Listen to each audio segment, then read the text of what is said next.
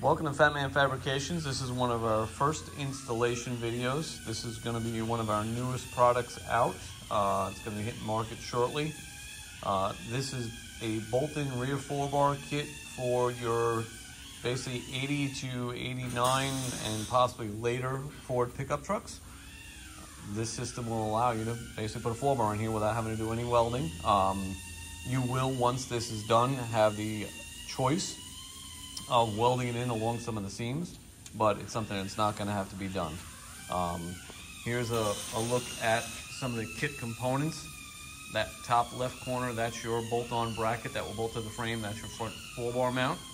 You have your pattern bar there. The pieces to the right next to that bracket are going to be your mounting system that's going to bolt up to the rear end to allow the 4-bar brackets to install. You've got your 2 4-bars there. Those are sourced from Ride-Tech for us. And then towards that bottom here, you see the 2 brackets that are going to now sandwich in on the rear end. This is going to use the original spring pad. Like I say, for ease of installation, we tried to make this where we're working with either existing holes in the frame and existing pieces on the rear end to make life as easy as possible. You can see all the grade A hardware that will be included with the kit. This is relatively simple. You're going to be using basically 7/16 by 1.5 inch grade A bolts on pretty much everything, with the exception of the 2 pieces that will clamp up onto the rear, and you see those there. Those are 7/16 by about 4.5 inch bolts. Okay, and that will all be included in the kit. So let's start the installation. We've already done. We'll take a walk around here while Pete and Joe set up. But we can take a walk around here, and you'll see they've already installed one side. So you get a pretty good idea of what this is going to look like completed. Your front mount, now what we've done is, you can see that bracket wraps around and will bolt up to the side of this support here for maximum strength. You can see your 4-bar brackets and then that clamping system that's set up along with your coilover mounts. And then you'll have your panered mount on here also. We'll show that once we do the install. Okay, the pattern mount, will be using that as the original hole, and then you're going to open that up and then drill this one. Okay, so pretty straightforward install. All right, so let's let Pete and Joe get to it. Pete's going to do the first part. Is typically going to be that front bracket. Like I say, this uses those existing holes. You're going to slide that up. He's going to get an initial alignment. Yep. And then Joe will get the bolts in onto the 2 bottom holes, and you'll start your location that way.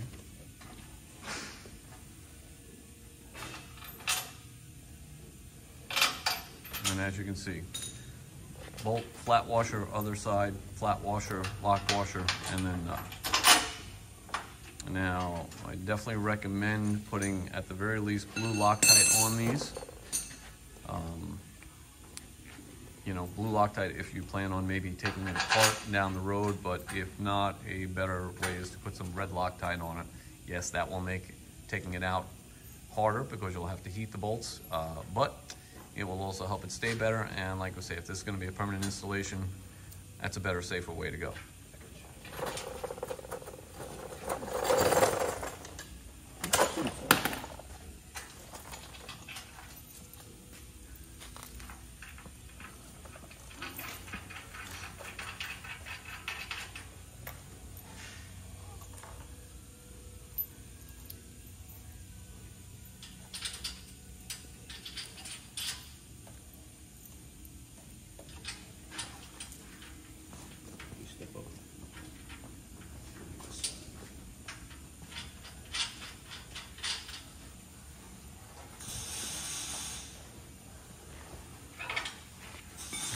Life is a little easier with 2 guys doing this, but you get the idea. They're setting up the one side. Pete's now on the inside. He's going to set those inner bolts up onto the bottom. And what you'll do is you will basically, since you're using the existing holes on the outside of the rail, you can basically bolt that bracket up, snug it down, and then you can mark your holes on the inside support bracket and drill those out and then bolt it all up. We've kind of shortened this up a little bit because this is a prototype, so this has been in and out of this truck a few times now, so obviously the bolts have been already drilled. But that's one of the things you'll be doing in that process is setting those up, and then this is basically your final assembly once you get those 4 holes drilled up in that support.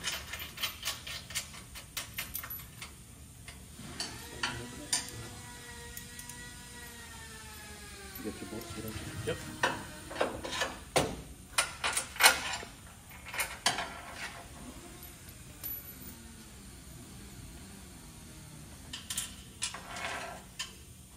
Sorry, but Joe's so tall, his head comes out of the picture.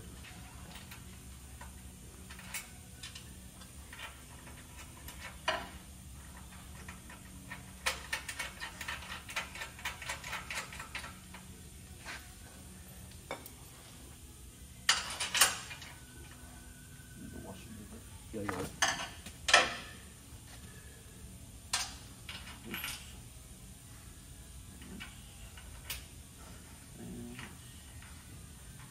Tighten them up.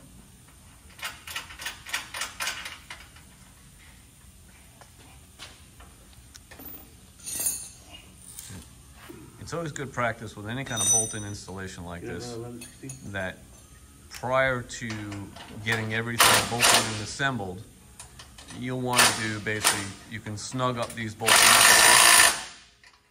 get the rest of the install done, and then do a final tighten once you've got everything fitted and set. And then you can do a torque. Now, obviously, like we said, this is a prototype. This has been in and out of this several times. So Pete's just going to knock them down with the impact like that, and then we'll go back and check the torque specs on them and go through that. And I'll have the torque specifications in these in the installation guide for you, so you can refer to that. Which one? Go ahead.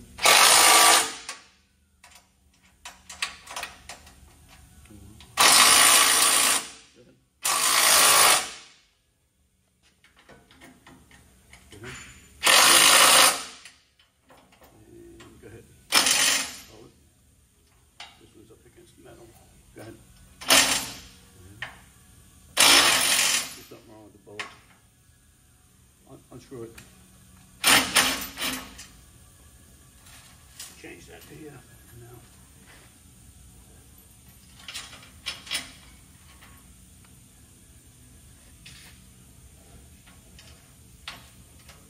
Hold that in, Joe.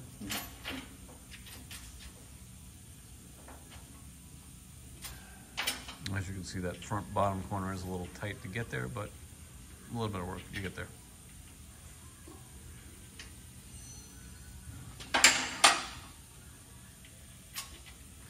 Let me screw it in.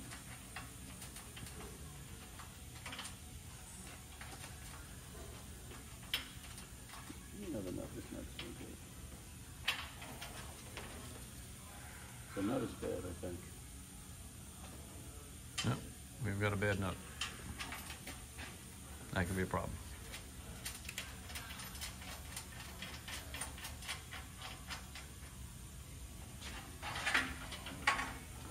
Yeah.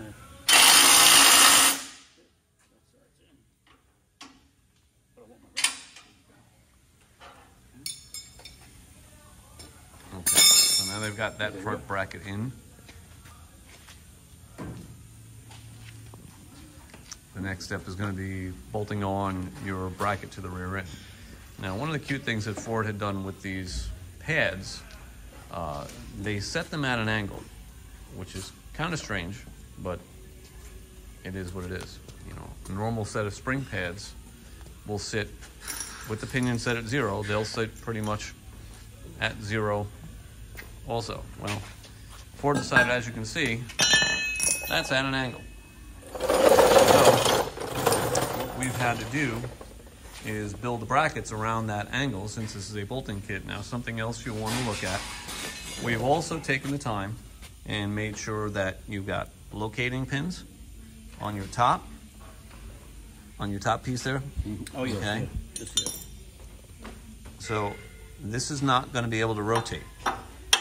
And then we've got another pin on the bottom, so that can't rotate either under the engine torque. I have it here. All right.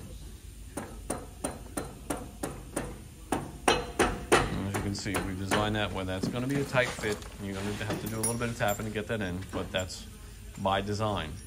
We do not want that rotating, obviously.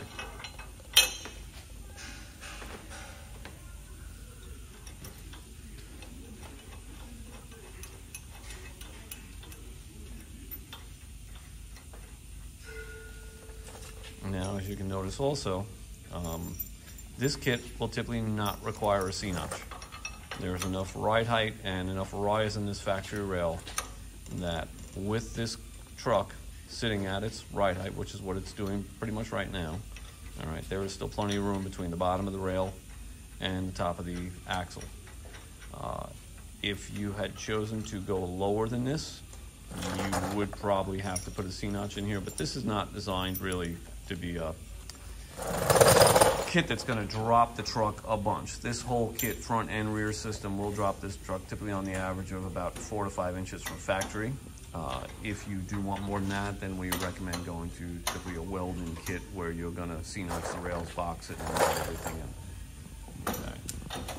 Like I said, this is for somebody that needs a bolt-in system, that's not looking to get real crazy as far as ride height and that kind of thing. This will just obviously lower the truck, give greatly improved ride quality, a lot more tunability with the coilover, so that's the intention of this. It's not, like I say, to get this on the slammed like some of these kits will do, but this will be a good conservative ride height that somebody can drive this truck every day if they chose to.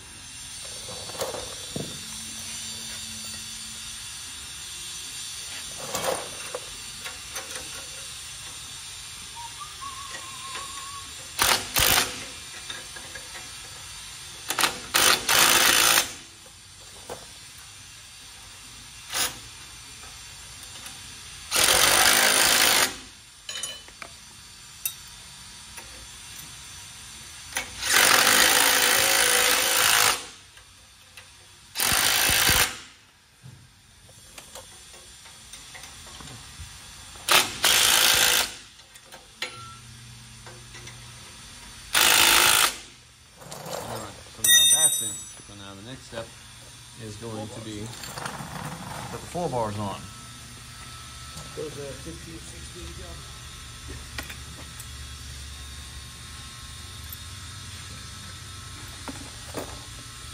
Now, a suggestion with the 4 bars when you're doing your install on these, what we like to do is, okay, we will thread that end in, all right, halfway, and that gives you adjustment for your final pinion angle, either in or out, through half the travel.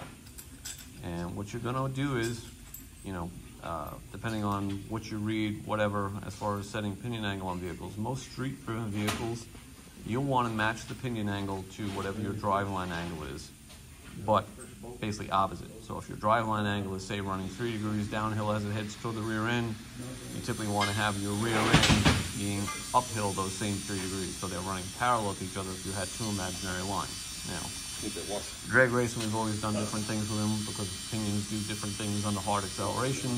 That becomes a matter of your own choice, but that is a general rule of thumb for a street-driven car. Okay, so they've got these set up now where they've got those ends halfway threaded in, and they're gonna now set these up. Now you can see with RideTech's system, okay, you have, this is gonna be important on RideTech stuff. You can see in this picture, there's this sleeve. These sleeves don't come installed on the RideTech bars, okay? But they will be in a bag, all right? So you wanna make sure you get them out of the bag, you slide them on, and that allows, they slide into that joint nice and neat, provides the proper spacing, okay? Gives that joint a little bit more articulation, all right? They are a beautiful setup. RideTech's done a great job with these. They are basically a steel and Delrin line with a spring-loaded system in them, so they're very, very reliable. Very quiet, and like I say, for something that's going to be a spherical end, ride quality in these things is still fantastic. So hats off to Ride Tech on a great design there.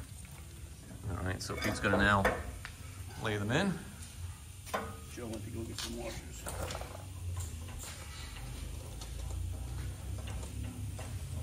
Now you can see a lot of times you're gonna have to do some planning. You know, obviously the rear end you want hooked up and set as close as possible to where it needs to be, up on the jack stands, as you can see. This is part of that fun part of fitment.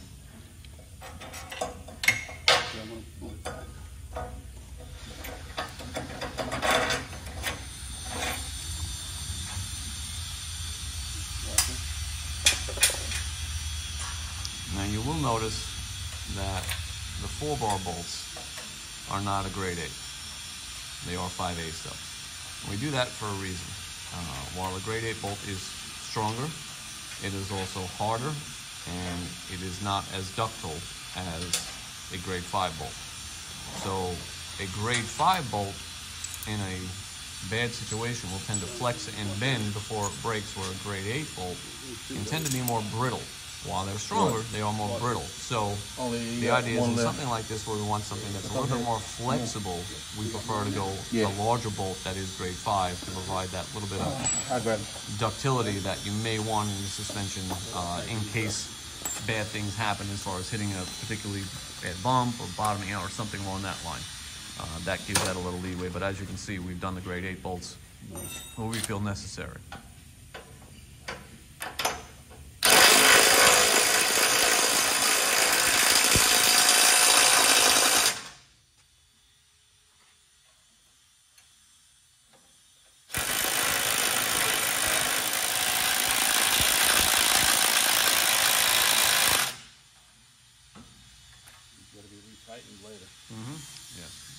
Now, as we said before, we typically would just snug those up initially till we get the final assembly done.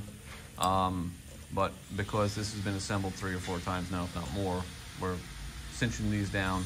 It is always a very good idea to go back now, after you put some mileage on these things, and recheck all the bolts and retighten them if necessary. That is a general rule of thumb you should do with anything with a suspension product.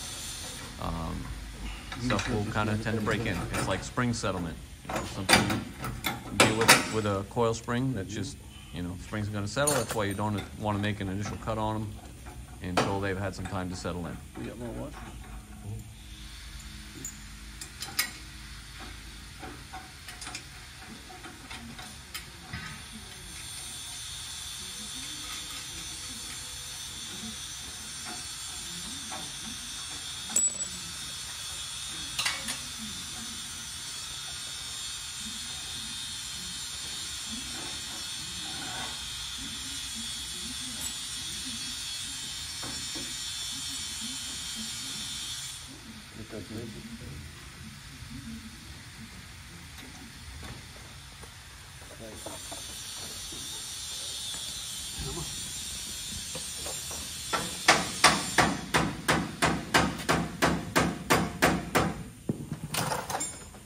Looks like the rear's got to be tilted. I can do that if you want to fool with it. What's that? Tilt the rear.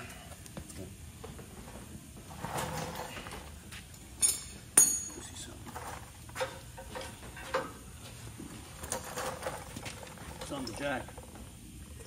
Well, you know what? The other side's set.